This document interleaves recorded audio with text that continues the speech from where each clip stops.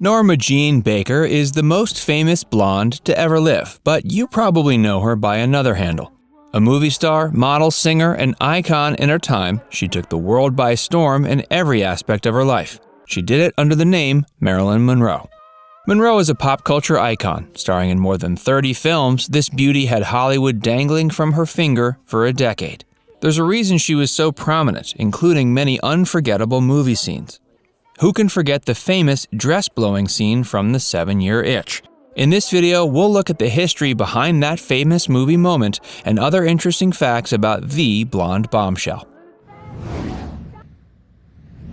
The truth behind the dress-blowing scene.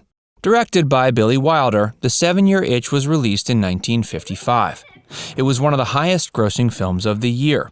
But it was not a surprise. Billy Wilder was one of the greatest filmmakers of the golden age of Hollywood, and Monroe one of the biggest stars. When the two worked together, it always had huge box office returns. Starring Tom Ewell and Marilyn Monroe, The 7-Year Itch is the story of a faithful family man.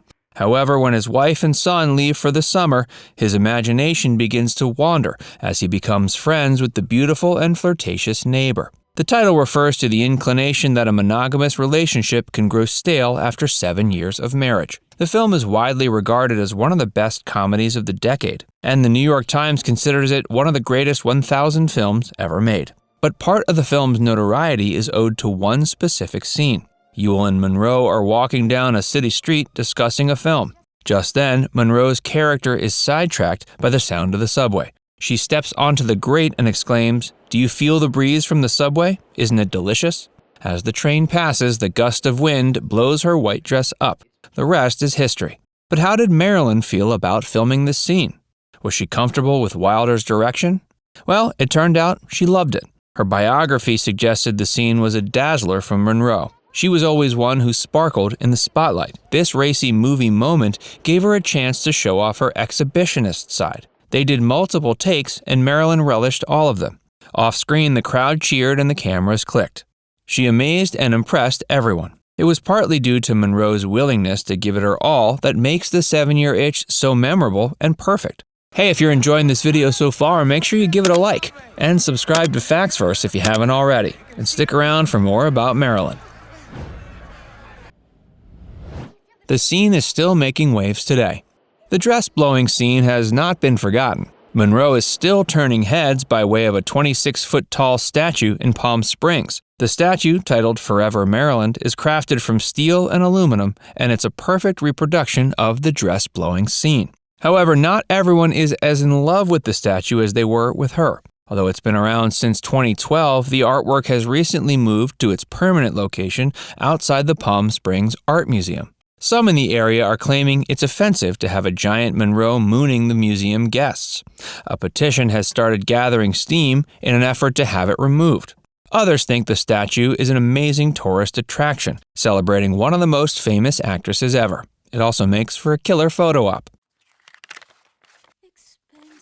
She nearly played Holly Golightly. Since Marilyn Monroe was so interesting and accomplished much more than The 7-Year Itch, let's take a look at some other bits of trivia. For example, she almost played another very famous role. In 1962, author Truman Capote was campaigning for Marilyn to play the lead in the adaptation of one of his most famous books. The movie, Breakfast at Tiffany's, and the role was Holly Golightly. Monroe was considering the part, but she ultimately turned it down on the advice of her acting coach. They agreed she wasn't right for the type of character that was Golightly. The part ultimately went to Audrey Hepburn. The news did not thrill Capote, but perhaps both Monroe and Capote thought twice about the part after the movie was released. Hepburn was hailed as terrific, and she was nominated for an Oscar, an achievement Monroe never reached. The crystal dress was sewn on. Marilyn always brought life to her wardrobe. The white dress from The 7-Year Itch isn't the only iconic getup. Another that specifically jumps to mind is the crystal gown she wore to JFK's party in 1962. It was the skin-colored, perfectly fitting crystalline dress she had on when she sang Happy Birthday to the president. You may be wondering how a dress, even a tailored one, could be that form-fitting. Well, the trick is the crystal gown was sewn onto Marilyn Monroe. It didn't have any clasps, zips, or buttons. The dress caught the eye of everyone. So iconic was it that in 2011, it broke records as the world's most expensive dress. Ripley's Believe It or Not purchased it for $4.6 million. She had some equally famous husbands. Marilyn Monroe was married 3 times, 2 of them to very famous men. In 1954, she took vows with the New York Yankees legend Joe DiMaggio. As far as iconic power couples go, this has to be among the all-time greats. But trouble in paradise came about pretty quickly. Despite being a pro baseball player, DiMaggio liked to keep a low profile in public. Alternatively, Monroe attracted the spotlight everywhere she went. DiMaggio grew upset with Monroe's sex icon status. Things came to a head when shooting The 7-Year Itch. DiMaggio was on set during the dress-blowing scene. After a few takes, he became angry with the cast, crew, and onlookers egging her on. The two were divorced by 1955, though they did rekindle years later. DiMaggio had roses delivered to her grave 3 times a week for 20 years. Her next husband, in 1956, was playwright Arthur Miller. Miller was responsible for plays like Death of a Salesman and The Crucible. The public found this to be a strange combination, as Miller was an intellectual and Monroe was a socialite. Variety magazine called them the egghead and the hourglass. Although this was the perspective, Monroe was much more of an intellectual than the public realized. Miller wrote the role in the 1961 film Misfits specifically for Marilyn. Their marriage only lasted 5 years before the two grew apart. Monroe helped launch Ella Fitzgerald's career.